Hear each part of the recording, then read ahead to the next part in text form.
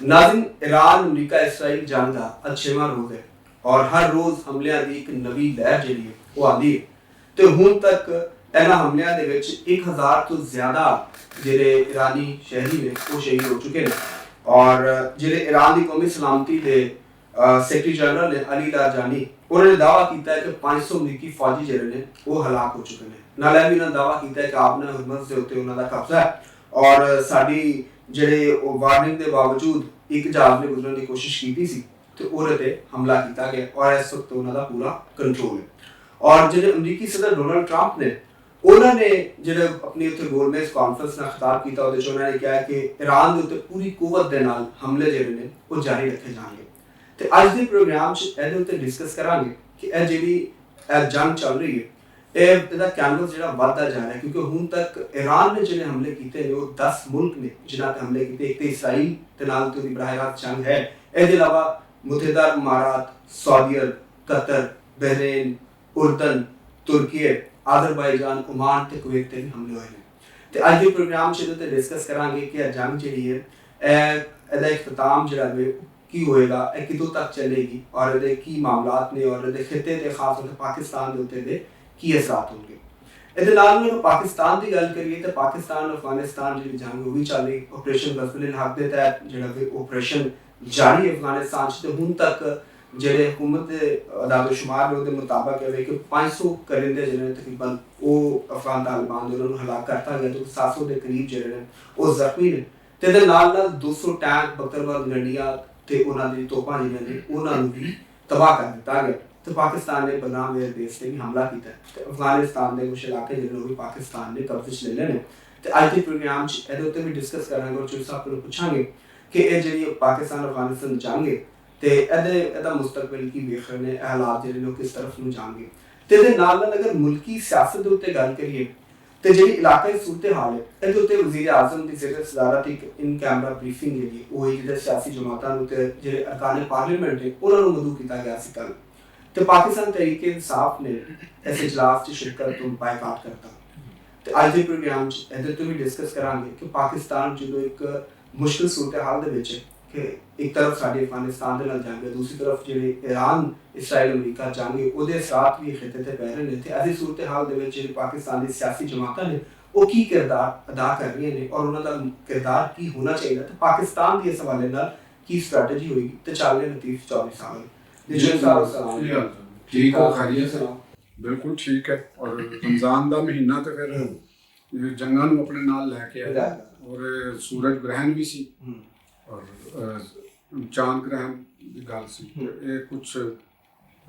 जिहड़े पेशगोई करने वाले हजरात ने उन्होंने नज़र के हवाले नाल देखिए तो दिन खासे सख्त सन दुनिया वास्ते। पहले तो पेशगोइयां हो बहरहाल एक बरूज की और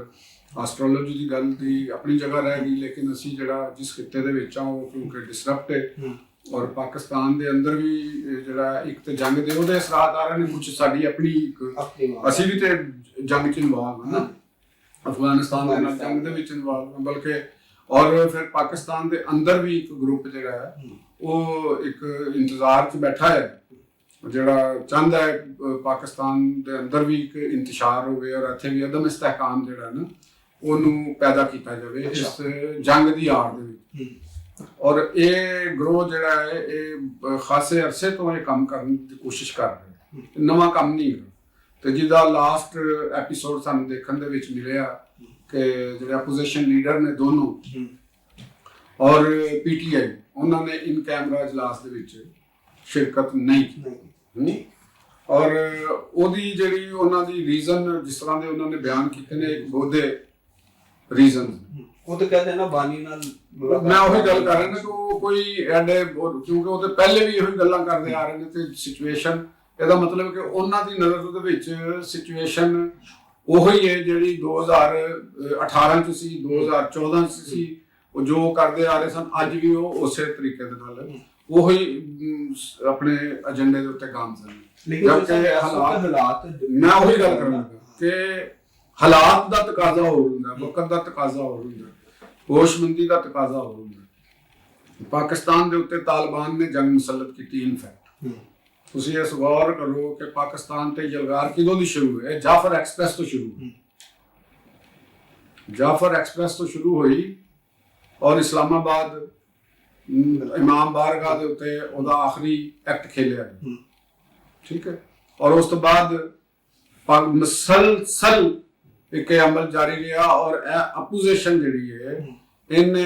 ਉਸ ਦੇ ਉੱਤੇ ਪਾਕਿਸਤਾਨ ਨੂੰ ਕੋਈ ਵੀ ਪਾਲਿਸੀ ਜਿਹੜੀ ਵੀ ਪਾਕਿਸਤਾਨ ਨੇ ਅਖਤਿਆਰ ਕੀਤੀ ਉਸ ਪਾਲਿਸੀ ਦੀ ਇਹਨਾਂ ਨੇ ਮੁਖਾਲਫਤ ਕੀਤੀ। ਹਾਲਾਂਕਿ ਪਾਕਿਸਤਾਨ ਨੇ ਆਪਰੇਸ਼ਨ ਦੀ ਵੀ ਗੱਲ ਕੀਤੀ। ਜੋ ਵੀ ਪਾਕਿਸਤਾਨ ਤੁਸੀਂ ਗੌਰ ਕਰੋ ਕਿ ਜੋ ਪਾਕਿਸਤਾਨ ਨੇ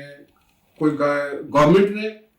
ਆਪਣੇ ਵਾਈਟਲ ਇੰਟਰਸਟ ਦੇ ਤਹਫੁਜ਼ ਵਾਸਤੇ ਜੋ ਪਾਲਿਸੀ ਅਖਤਿਆਰ ਕੀਤੀ ਇਸ ਅਪੋਜੀਸ਼ਨ ਨੇ ਉਹਦੀ ਮੁਖਾਲਫਤ ਕੀਤੀ। ਸ਼ਾਇਦ ਦੁਨੀਆ ਦੇ ਕਿਸੇ ਵੀ ਮੁਲਕ ਦੇ ਵਿੱਚ ਕਿਸੇ ਅਪੋਜੀਸ਼ਨ ਨੇ ਇਸ ਤਰ੍ਹਾਂ ਦਾ ਰੋਲ ਪਲੇ ਨਹੀਂ ਕੀਤਾ ਹੋਵੇਗਾ ਕਿ ਦਹਿਸ਼ਤਗਰਦੀ ਹੈ, ਇਕਨੋਮਿਕ ਕ੍ਰਾਈਸਿਸ ਹੈ, ਮਸਾਇਲ ਨੇ, ਪਾਕਿਸਤਾਨ ਦੇ ਦੁਸ਼ਮਣ ਪਾਕਿਸਤਾਨ ਤੇ ਜੰਗ ਮੁਸੱਲਤ ਕਰਨ ਦੀ ਕੋਸ਼ਿਸ਼ ਕਰ ਰਹੇ ਨੇ, ਟੈਰਰਿਜ਼ਮ ਦੀ ਖੁੱਲ੍ਹੇਆਮ ਉਹਨਾਂ ਦੀ ਪੁਸ਼ਤਪਨਾਹੀ ਕੀਤੀ ਜਾ ਰਹੀ ਹੈ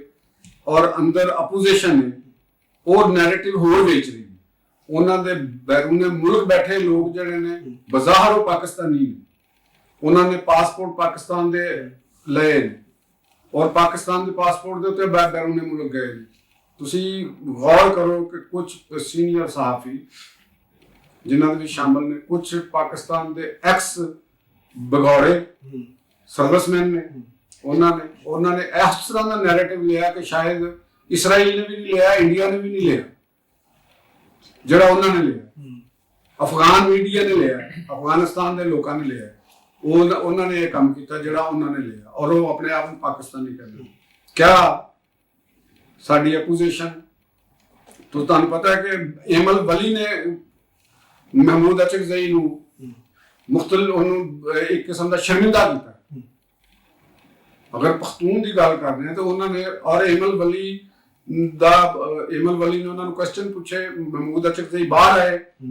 ਸਾਫੀਆਂ ਨੇ ਉਹਨਾਂ ਨੂੰ ਪੁੱਛਿਆ, ਉਹਨਾਂ ਦੇ ਸਾਥੀਆਂ ਨੇ, ਤੇ ਉਹਨਾਂ ਦੀ ਉਹ ਰਿਕਾਰਡਿਡ ਚੀਜ਼ ਹੈ ਕਿ ਜਿਹਦੇ ਵਿੱਚ ਕਹਾ ਕਿ ਉਹ ਯਾਰ ਇਹ ਪਤਾ ਨਹੀਂ ਉਲਟੇ ਮਿਲਟੇ सीधे सवाल करता है तो इसके ये यानी ਜਿਹੜਾ ਬੰਦਾ ਕੋਈ ਥੋੜੀ ਜਿਹੀ ਇਹਨਾਂ ਨੂੰ ਕੋਈ ਅਕਲ ਦੀ ਗੱਲ ਕਰੇ ਜਾਂ ਇਹਨਾਂ ਨੂੰ ਅਹਿਸਾਸ ਦਿਲਾਉਣ ਦੀ ਕੋਸ਼ਿਸ਼ ਕਰੇ ਉਹਨੂੰ ਕਹਿੰਦੇ ਨੇ ਇਹ ਕਰ, ਔਰ ਉਹ ਉਸੇ ਕਿਸਮ ਦੀ ਉਹਨਾਂ ਦੇ ਕੋਲ ਕੋਈ ਦਲੀਲ ਨਹੀਂ। ਹੁਣ ਇਹ ਜਿਹੜਾ ਇਸ ਮੌਕਾ ਹੈ, ਇਹਦੇ ਤੇ ਇੱਕ ਮੌਕਾ ਹੈ, ਪਾਕਿਸਤਾਨ ਲੜਾਈ ਲੜ ਰਿਹਾ, ਇਨ ਕੈਮਰਾ ਬਰੀਫਿੰਗ ਹੈ ਔਰ ਇਹਨਾਂ ਦਾ ਮੌਕਫ ਕੀ ਸੀ ਉਹ ਗੌਹਰ ਜਾਨ ਦਾ ਵੀ ਕਿ ਮੁਸ਼ਤਰਕਾ ਇਜਲਾਸ ਦੇ ਵਿੱਚ ਕੀਤੀ ਜਾਵੇ ਗੱਲ, ਤਾਂ ਕਿ ਉੱਥੇ ਹੁੱਲੜਬਾਜ਼ੀ ਹੋਵੇ, ਉੱਥੇ ਨਾਰੇ ਵੱਜੇ ਜਾਣ ਔਰ ਉੱਥੇ ਚੀਜ਼ਾਂ ਨੂੰ ਦੱਸਿਆ ਜਾਵੇ। ਦੇਖੋ ਕੁਝ ਸੈਂਸਿਟਿਵ ਇਸ਼ੂਜ਼ ਹੁੰਦੇ ਨੇ, ਇੱਕ ਵਾਰ ਹੋ ਰਹੀ ਹੈ, ਵਾਰ ਲਾਈਕ ਸਿਚੁਏਸ਼ਨ ਹੋ ਰਹੀ ਹੈ, ਪਹਿਲੇ ਤੇ ਇੱਕ ਗਰੁੱਪ ਪਹਿਲੇ ਉਹਦੇ ਤੇ ਇਤਫਾਕ ਕਰੇਗਾ, ਉਹਨੂੰ ਸੰਗੀਨ ਖਤਰਾਤ ਤੋਂ ਆਗਾਹ ਕੀਤਾ ਜਾਏਗਾ, ਹਾਲਾਤ ਤੋਂ, ਉਸ ਤੋਂ ਬਾਅਦ ਫਿਰ ਅਗਰ ਜ਼ਰੂਰਤ ਹੋਈ ਉਸ ਤੋਂ ਪਹਿਲੇ ਤੇ ਪ੍ਰੈਜ਼ੀਡੈਂਟ ਖਿਤਾਬ ਕਰ ਚੁੱਕੇ ਨੇ ਔਰ ਜਿਵੇਂ ਬਹੁਤ ਸਾਰੀ ਚੀਜ਼ਾਂ ਜਿਹੜੀਆਂ ਹੁੰਦੀਆਂ ਨੇ ਉਹ ਤਾਂ ਪਬਲਿਕ ਕੀਤੇ ਨਹੀਂ ਜਾਂਦੀਆਂ, ਨਹੀਂ ਕੀਤੀਆਂ ਜਾਂਦੀਆਂ, ਇਹਨਾਂ ਨੂੰ ਇਸ ਚੀਜ਼ ਦਾ ਅਹਿਸਾਸ ਹੋਣਾ, ਉਹੀ ਮੈਂ ਗੱਲ ਕਰ ਰਿਹਾ। ਤੇ ਤੁਹਾਨੂੰ ਵੈਸੇ ਇੱਕ ਸਵਾਲ ਲੈਣਾ ਕਿ ਇਹ ਜਿਹੜੀ ਪੀਟੀਆਈ ਦੀ ਸਟ੍ਰੈਟਜੀ ਹੈ ਇਹਦੇ ਨਾਲ ਕੀ ਬਾਨੀ ਦੀ ਰਿਹਾਈ ਮੁਮਕਿਨ ਹੋ ਸਕੇਗੀ? ਇਹ ਉਹਨਾਂ ਨੂੰ ਵੀ ਪਤਾ ਹੈ। ਦੇਖੋ ਜਿਹੜਾ ਵੀ ਬੰਦਾ ਹੈ ਇਸ ਵੇਲੇ ਪਾਕਿਸਤਾਨ ਦੇ ਵਿੱਚ ਸੈਂਸੀਬਲ ਆਦਮੀ ਹੈ, ਇਹ ਕੁਝ ਬੇਵਕੂਫ ਤਾਂ ਨਹੀਂ, ਅਸੈਂਬਲੀਆਂ 'ਚ ਬੈਠਦੇ ਆ ਰਹੇ, ਪਾਰਲੀਮਾਨੀ ਰਵਾਇਤ ਦਾ ਪਤਾ ਹੈ, ਬਿਲਕੁਲ ਕਾਨੂੰਨ और ज़ाबित ਦਾ ਪਤਾ ਹੈ, ਲੀਗਲ ਟੀਮਾਂ ਨਾਲ ਮੁਲਾਕਾਤਾਂ ਹੈ, ਗਰਾਊਂਡ ਐਨਾਲਿਟਿਕਸ ਦਾ ਪਤਾ ਹੈ, ਸਾਰਾ ਚੀਜ਼ਾਂ ਦਾ ਇਹਨਾਂ ਨੂੰ ਪਤਾ ਹੈ ਕਿ ਇਸ ਤਰ੍ਹਾਂ ਕੋਈ ਪੋਸੀਬਿਲਿਟੀ ਹੈ, ਲੇਕਿਨ ਇੱਕ ਬਲੈਕਮੇਲਿੰਗ ਦੀ ਸਿਆਸਤ ਕਰਨ ਦੀ ਕੋਸ਼ਿਸ਼ ਕੀਤੀ ਗਈ ਔਰ ਪਾਕਿਸਤਾਨ ਨੂੰ ਇੱਕ ਇਸ ਤਰੀਕੇ ਦੇ ਨਾਲ ਉਹਨੂੰ ਇੱਕ ਉਹਦੀ ਲੱਤਾਂ ਖਿੱਚਣ ਦੀ ਕੋਸ਼ਿਸ਼ ਕੀਤੀ ਗਈ ਕਿ ਉਹ ਕਿਸੇ ਜਗ੍ਹਾ ਦੇ ਉੱਤੇ ਦੁਨੀਆ ਦੇ ਵਿੱਚ ਜਾਇਆ ਜਾਏ ਕਿ ਜਿਹੜੀ ਹੈ ਹੋ ਰਹੀ ਹੈ ਇਹਦੇ ਵਿੱਚ ਅਪੋਜੀਸ਼ਨ ਨਾਲ, ਯਾਨੀ ਅਪੋਜੀਸ਼ਨ ਨੇ ਇੱਕ ਤਰ੍ਹਾਂ ਦੀ ਆਪਣੀ ਜ਼ਿੰਮੇਵਾਰੀ ਤੋਂ ਰਾਹ ਫਰਾਰ ਅਖਤਿਆਰ ਕਰ ਲਿੱਤਾ।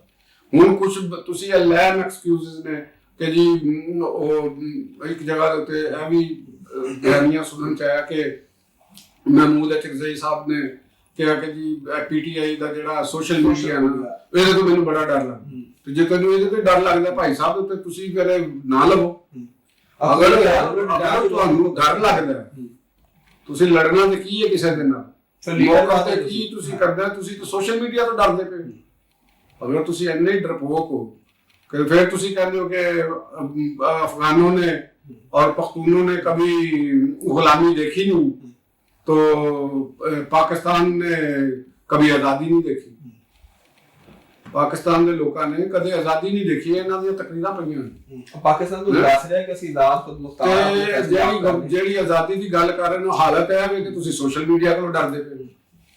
ਇਹ ਤੁਹਾਡੀ ਆਜ਼ਾਦੀ ਦੀ ਇੱਕ ਕਮੀ ਹੈ। ਤੇ ਗੱਲ ਅਸੀਂ ਇੱਧਰ ਆ ਗਏ, ਇਹਨਾਂ ਦਾ ਹੋ ਗਿਆ ਉਹਨਾਂ ਦੀ ਗੱਲ ਕਰ ਰਹੇ ਨੇ ਸਾਹਿਬ ਜਿਹੜੇ ਸੈਨੇਟ ਦੇ ਆਪੋਜੀਸ਼ਨ ਲੀਡਰ ਨੇ ਗੁਲਾਮਾ ਰਾਜਾ ਨਾਸਰ ਅਬਾਸ ਸਾਹਿਬ ਉਹਨਾਂ ਦਾ ਇੱਕ ਮਸਲੇ ਕੀ ਤਾਲੁਕ ਹੈ ਇਰਾਨ ਦੇ ਉਹਨਾਂ ਦਾ। ਦੇਖੋ ਅਸੀਂ ਇੱਥੇ ਮੌਕੇ ਦੇ ਉੱਤੇ ਮੈਂ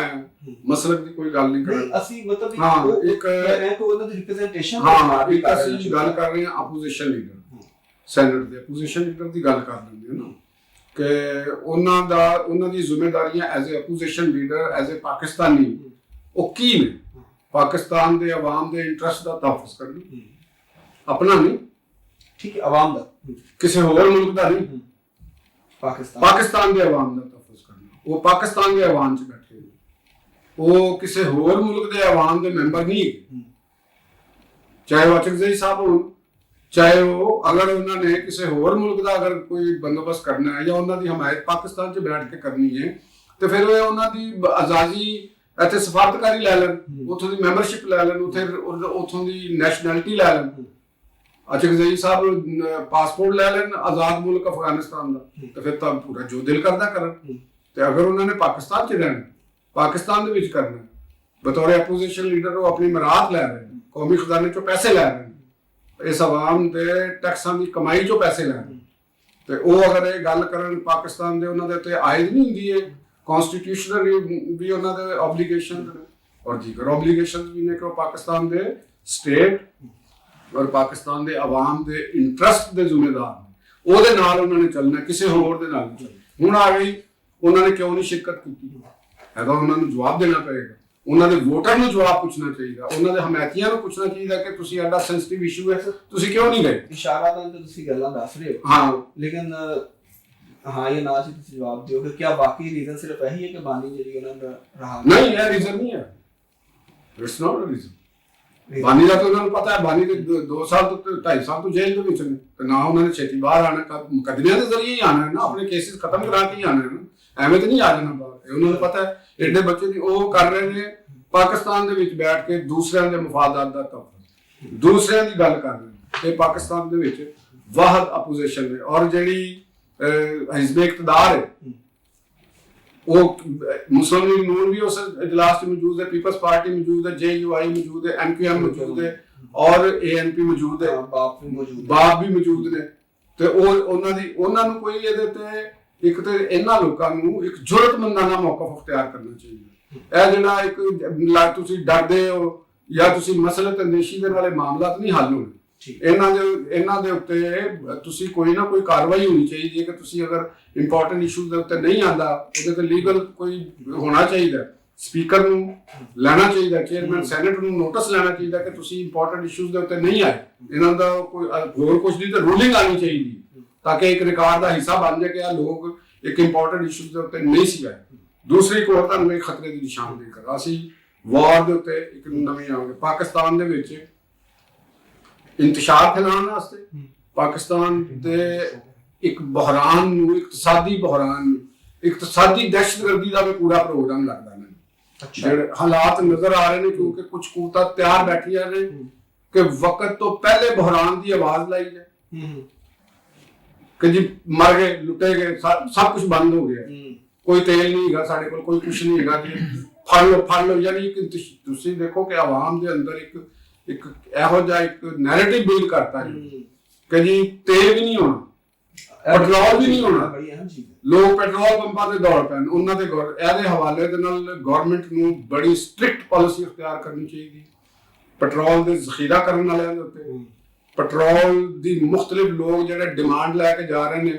ਕਿ ਜੀ ਸਾਨੂੰ ਪੈਟਰੋਲ ਚਾਹੀਦਾ, ਉਹਦੇ ਹਵਾਲੇ ਦੇ ਨਾਲ ਇਹਦਾ ਇੱਕ ਰੂਲਸ ਐਂਡ ਰੈਗੂਲੇਸ਼ਨ ਕਰਨੇ ਚਾਹੀਦੇ ਨੇ, ਬੜਾ ਸਟ੍ਰਿਕਟ ਇਹਦੇ ਤੇ ਲਾਣਾ ਚਾਹੀਦਾ ਤਾਂ ਕਿ ਇਹ ਜਿਹੜੀਆਂ ਕੂਤਾਂ ਨੇ ਮੁਲਕ ਦੇ ਅੰਦਰ ਮਾਸ਼ੀ ਬਹਰਾਨ ਪੈਦਾ ਕਰਨਾ ਚਾਹ ਰਹੀਆਂ ਨੇ, ਜਿਵੇਂ ਕਰਾਚੀ ਦੀਆਂ ਗੱਲਾਂ ਆਈਆਂ ਨੇ, ਪੈਟਰੋਲ ਪੰਪ ਦੇ ਉੱਤੇ ਤੁਸੀਂ ਯਲਗਾਰ ਕਰੋ, ਉੱਥੇ ਚੀਜ਼ਾਂ ਨੂੰ ਲੈ ਕੇ ਜਾਓ, ਤੇ ਐਸਾ ਸਿਚੁਏਸ਼ਨ ਫਿਲਹਾਲ ਤੇ ਹੈ ਨਹੀਂ। ਜਦੋਂ ਗਵਰਨਮੈਂਟ ਕਹਿ ਰਹੀ ਹੈ ਕਿ ਸਾਡੇ ਕੋਲ ਜ਼ਖਾਇਰ ਮੌਜੂਦ ਨੇ ਔਰ ਤੁਸੀਂ ਜ਼ਿੰਮੇਦਾਰੀ ਦਾ ਮੁਜ਼ਾਹਰਾ ਕਰੋ, ਔਰ ਪਾਕਿਸਤਾਨ ਦੇ ਇਸ ਵਕਤ ਜਿੰਨੇ ਵੀ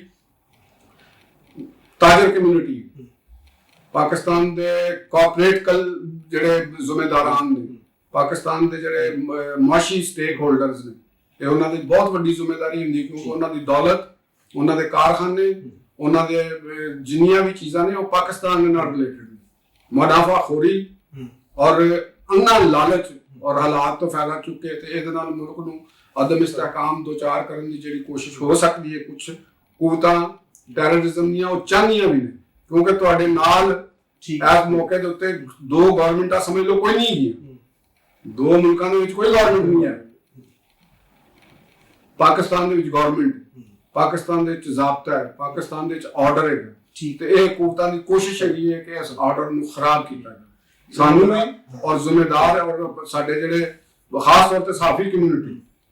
ਐਂਕਰ ਹਜ਼ਰਾਤ, ਲਿਖਣ ਵਾਲੇ ਹਜ਼ਰਾਤ,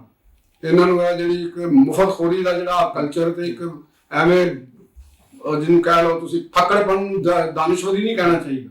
ਠੀਕ ਹੈ, ਆਪਣੇ ਆਪ ਨੂੰ ਇੱਕ ਬੜੇ ਪਾਕਿਸਤਾਨ ਦੇ ਮੋਬੇ ਵਤਨ ਦੇ ਤੌਰ ਤੇ ਪੇਸ਼ ਕਰਨਾ ਚਾਹੀਦਾ ਹੈ। ਬੁਹਰਾਨ ਨੂੰ ਉਹਨਾਂ ਦੱਸੋ ਜਿੰਨਾ ਹੈ,